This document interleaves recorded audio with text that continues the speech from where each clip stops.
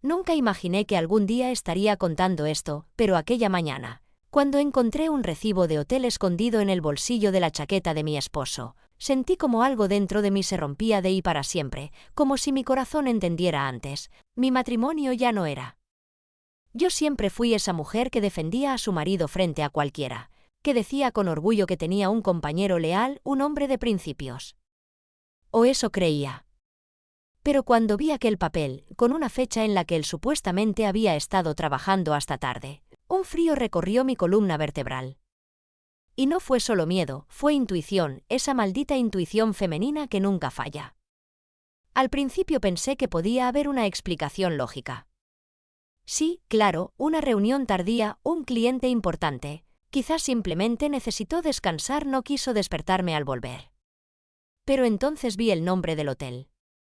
Era ese hotel en el que siempre bromeábamos, ahí van los que quieren pecar sin ser vistos.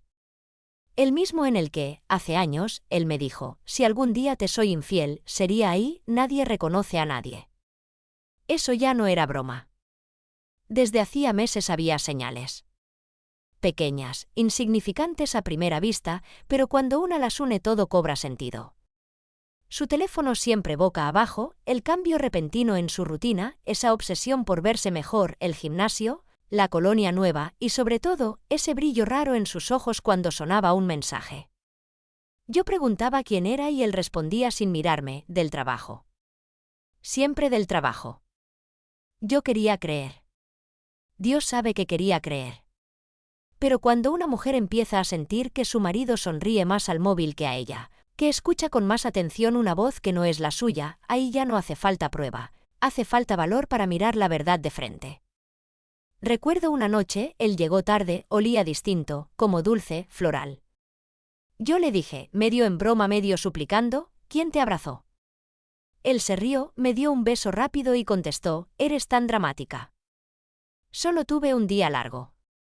Yo fingí reír también, pero por dentro algo gritaba. Empecé a observarlo con una mezcla de amor y miedo, como quien sabe que va a perder algo invaluable y aún no sabe cuándo. Cada vez que se duchaba apenas llegar, notaba mi respiración acelerarse. Cada llamada que atendía fuera de mi vista me desgarraba un poco más. Y entonces un día decidí hacer lo que nunca pensé que haría, probarlo. No quería, pero necesitaba saber. Busqué ayuda de mi mejor amiga, Clara. Le conté todo entre lágrimas y ella, lejos de juzgarme, me abrazó fuerte y dijo, vamos a descubrir la verdad juntas. Inventamos una excusa perfecta, un viaje de trabajo mío de 2 días. Él sonrió cuando se lo conté, demasiado tranquilo, demasiado confiado. Me dijo que me iba a extrañar, pero su mirada decía otra cosa, decía libertad. Y yo, mientras hacía maleta ficticia, juraba que si estaba equivocada le pediría perdón de rodillas. Pero si tenía razón, no sabía qué iba a hacer. La noche que me fui, Clara vino a casa, nos escondimos en mi coche, estacionado a una cuadra, y esperamos. Yo temblaba. No sé si de tristeza, rabia o miedo a ver con mis propios ojos lo que ya sabía. 2 horas después, lo vimos salir. Guapo, arreglado, demasiado para solo quedarse en casa viendo series, como dijo. Y peor aún, caminaba con esa sonrisa de adolescente enamorado. Si me hubieran clavado un cuchillo hubiera dolido menos. Lo seguimos. Cada paso que él daba era como si aplastara un pedazo de mi pecho. El camino fue directo. Al hotel. El mismo hotel del recibo. La misma broma de hace años volviéndose mi pesadilla. Yo quería bajarme del coche, correr, gritarle, tirarle todo mi amor a la cara, pero Clara me sujetó y dijo, no todavía. Necesitas verlo todo para no permitir que te manipule después. Tenía razón. Siempre intentamos negar la verdad cuando la amamos demasiado. Pasaron 15 minutos eternos y entonces apareció ella. Y ahí fue cuando mi mundo terminó de desmoronarse. No era una desconocida. Era Laura, mi prima. Mi sangre. Mi familia. Crecí con ella, dormimos en la misma casa de niñas, compartimos secretos, lloramos juntas. Y ahí estaba, entrando al hotel con mi esposo, riendo. tocando su brazo, como si fueran ellos la pareja legítima y yo la intrusa en mi propia vida. En ese momento, el dolor se mezcló con un odio que jamás creí capaz de sentir. Quise arrancarle el alma con las manos. Pero no hice nada. Solo lloré en silencio. Esa noche no hablé. Ni respiraba bien. Volví a casa cuando él aún no había regresado. Me miré al espejo y no reconocía a la mujer frente a mí. Parecía alguien que había vivido 10 vidas de dolor en un día. Cuando él entró, unas horas más tarde, fingió cansancio. Se tumbó en la cama como si nada. Dijo, ¿cómo va tu viaje? Y yo dije solo, bien. Guardé mi guerra para otro día. Pero aquí es donde empieza lo más cruel. Lo que descubrí después hizo que la infidelidad fuera casi lo menos doloroso. Porque sí, ellos me traicionaron. Pero yo también tenía un secreto. Y ese secreto iba a cambiarlo todo. Esa madrugada casi no dormí, cada latido sonaba como un martillazo en mi pecho y en mi mente la misma pregunta una y otra vez. ¿Cómo pude ser tan ciega? Al amanecer, él dormía a mi lado como si nada hubiera pasado, respirando tranquilo, con el rostro relajado, como un hombre que no teme a nada porque cree tener el control de todo. Lo observé largo rato, en silencio, y algo dentro de mí terminó de romperse. No era solo el engaño, no era solo la traición. Era la certeza de que el hombre que yo amaba ya no existía. O tal vez nunca existió. Quizá yo solo amé la idea de él. Pero mi secreto, ese era mi escudo y mi espada. Él no sabía nada. Nadie sabía. Y ahora, a pesar de querer gritar mi dolor al mundo, entendí que el silencio era mi arma más poderosa. Él se levantó, se duchó y se preparó para ir al trabajo como cualquier mañana.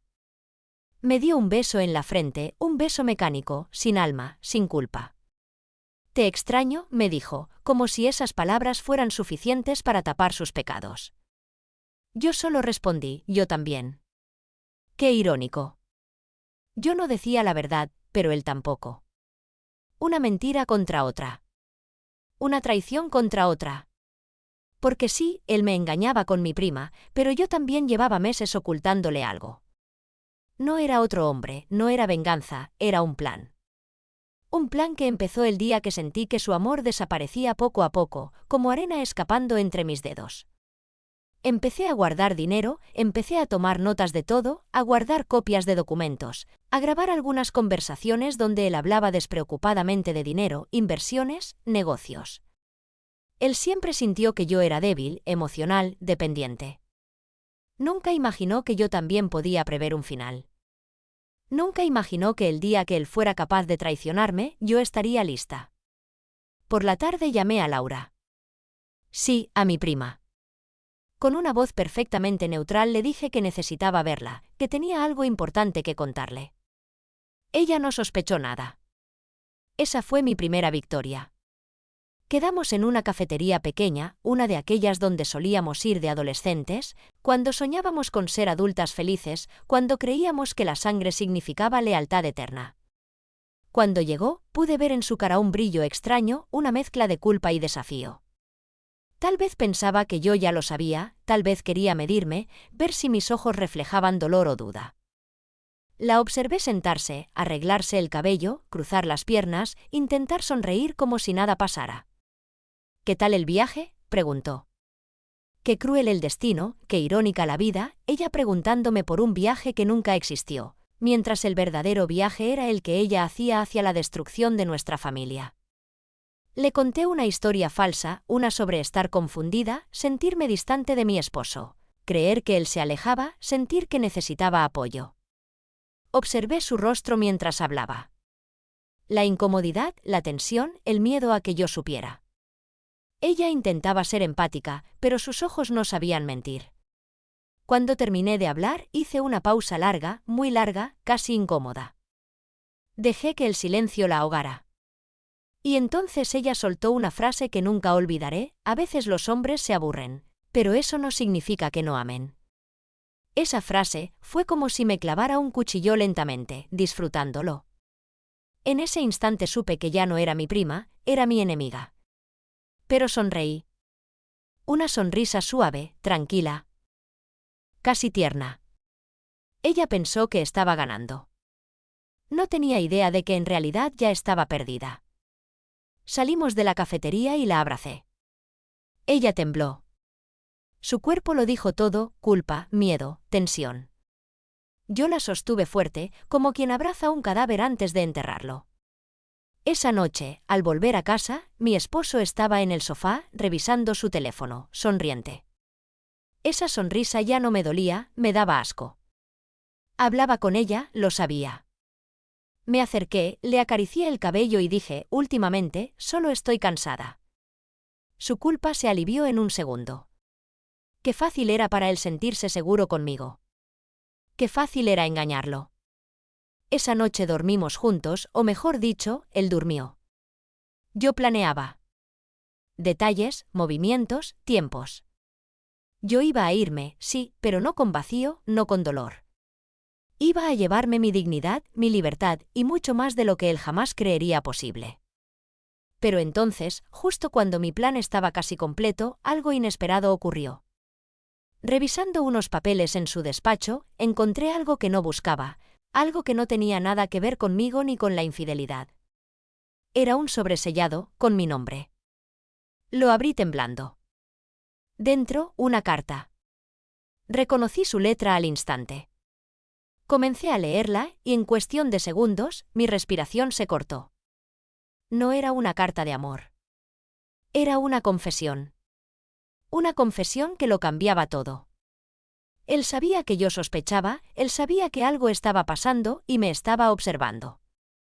Cada movimiento mío, cada paso.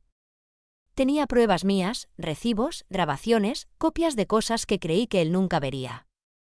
Él también se estaba preparando. Él también esperaba el momento justo. No era el hombre ingenuo y torpe que yo imaginaba. Y lo que decía al final de la carta fue lo que me paralizó: espero que cuando todo salga a la luz, puedas perdonarme. Porque aunque tú ya no me ames, yo aún te elijo a ti. No a ella. Mi corazón se detuvo. ¿Qué significaba eso? ¿Por qué la seguía viendo, entonces? ¿Por qué esa carta? Y lo peor, ¿cómo rayos sabía que yo estaba preparando mi salida? ¿Desde cuándo? ¿Cuánto sabía? Ese momento supe que el juego ya no era mío solamente. Él también jugaba. Y yo ya no sabía si era la cazadora o la presa. Mi vista se nubló. La carta temblaba en mis manos. ¿Cómo podía ser? Yo me creía la estratega silenciosa, la mujer que iba un paso adelante, y resulta que él también me vigilaba. No sé cuánto tiempo estuve ahí parada, con el papel abierto, sintiendo como mi mundo, ya herido, se volvía un laberinto lleno de espejos rotos. Él no era solo un infiel. Era alguien que anticipaba, que calculaba, que guardaba pruebas como si estuviera construyendo un caso. ¿Un caso contra mí? ¿Para qué? ¿Divorcio? ¿Control? ¿Venganza? 1000 preguntas me quemaban la mente. Me sentí desnuda, vulnerable, atrapada en mi propio hogar. En ese momento, escuché sus pasos en el pasillo. Guardé la carta tan rápido que casi la rompo. Me senté al escritorio y fingí revisar algo, aunque mis dedos apenas respondían. Él abrió la puerta y me sonrió. Una sonrisa tranquila, cariñosa, falsa. ¿Todo bien?, preguntó. Yo levanté la vista y no supe si quería abrazarlo o arrancarle la máscara de un golpe. Sí. Solo reviso unas cosas de la casa. Mi voz sonó normal. Eso me sorprendió. Por dentro era un tsunami, pero por fuera, calma perfecta. Él entró, dejó un beso en mi cabeza y dijo con una voz que jamás olvidaré: no hay secretos entre nosotros, ¿verdad? Me quedé de piedra. ¿Fue casualidad? ¿O era un aviso? ¿Estaba probándome? Él se fue a la cocina y yo escuché el sonido familiar de la cafetera. Un sonido cotidiano. Como si todo fuera normal. Pero ya nada lo era. Esa noche, después de cenar y de intercambiar frases vacías, nos acostamos. Yo sentí cada centímetro de la cama como un campo minado.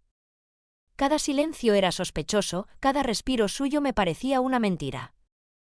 Él me abrazó por detrás, como antes lo hacía cuando estábamos enamorados. Sentí su brazo rodear mi cintura y su pecho tibio contra mi espalda. Podía sentir su respiración lenta, profunda. Dormía. O fingía dormir. Yo no cerré los ojos ni un segundo. Mi secreto y el suyo chocaban en el aire, como cuchillos invisibles. A la mañana siguiente, fui a ver a Clara. ¿No podía contarle lo de la carta? Aún no. Necesitaba primero entender qué tenía él, qué sabía, qué buscaba. Le hablé de la cita con Laura, le conté cada gesto, cada palabra. Clara estaba furiosa, quería enfrentarlos, quería quemar el mundo por mí. Pero yo no podía perder la cabeza. No ahora. Necesito tiempo, le dije. Necesito pensar. Y lo pensé. Todo el día. Y la noche también. Hasta que la idea llegó. Si él estaba jugando, si él estaba preparando pruebas, si él quería una guerra silenciosa, yo iba a darle una batalla que jamás olvidaría. Pero no peleando con rabia. No llorando. No pidiendo explicaciones. La mejor arma contra un manipulador es la verdad que él nunca espera. El siguiente paso fue actuar como si nada. Y lo hice a la perfección. Cocinaba, sonreía, hablaba de planes futuros, lo observaba. Él me miraba de vez en cuando con una atención que antes no tenía. Y ese era el detalle más siniestro, ahora él me analizaba. Casi podía sentir sus ojos buscando pistas en mis gestos, en mis palabras.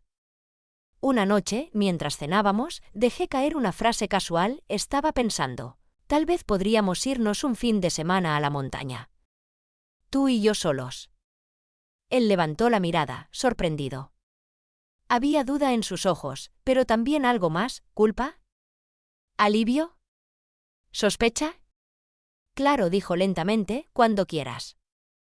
Ese era mi campo de batalla ahora, lo desconocido. Confundirlo. Obligarle a dudar de todo. Pero justo cuando creí que el equilibrio estaba bajo mi control, llegó otro golpe. Estaba en el supermercado cuando recibí un mensaje de un número desconocido. Una foto. Él. En el coche. Con Laura. No en el hotel. En mi calle. Cerca de mi casa. Sonriendo. Como si nada. Como si el pecado fuera rutina. Y debajo, un texto, ¿hasta cuándo vas a fingir? Sentí náuseas. ¿Quién era? ¿Quién más sabía? ¿Alguien más estaba involucrado? ¿Un amigo suyo? ¿Un enemigo?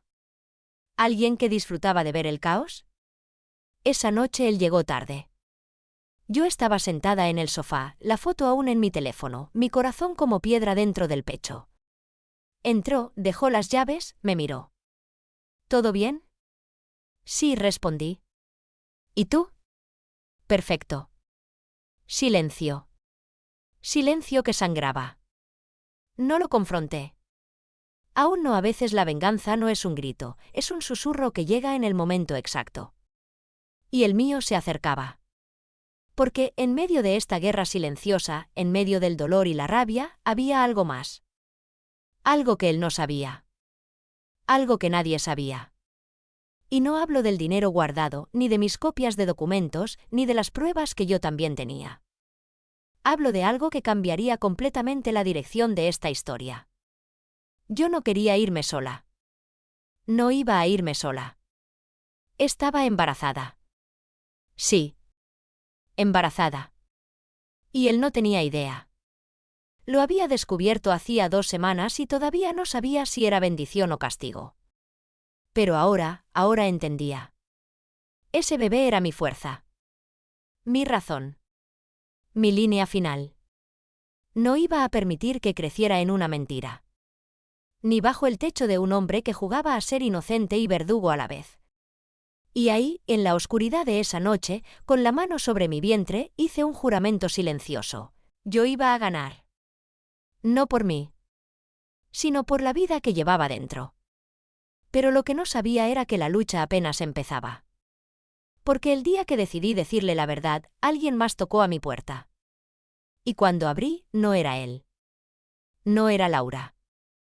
Era alguien que tenía la pieza final que destruía todo lo que yo creía saber. Cuando abrí la puerta, me quedé helada. Era el hermano de mi esposo, Diego. Nunca fue cercano conmigo, siempre serio, distante, pero esa noche su expresión era distinta, grave, casi compasiva. «Necesitamos hablar», dijo sin rodeos. Sentí un escalofrío. Lo invité a pasar. Se quedó parado en la sala, sin quitarse el abrigo, como si el tiempo fuera un lujo que no teníamos. «Sé que tú y mi hermano están mal», comenzó. «Y sé lo que está pasando con Laura». Mi corazón se detuvo. Él sabía. Todo este tiempo, alguien más sabía. Pero entonces dijo algo que me dejó sin aire. Él también la está dejando a ella.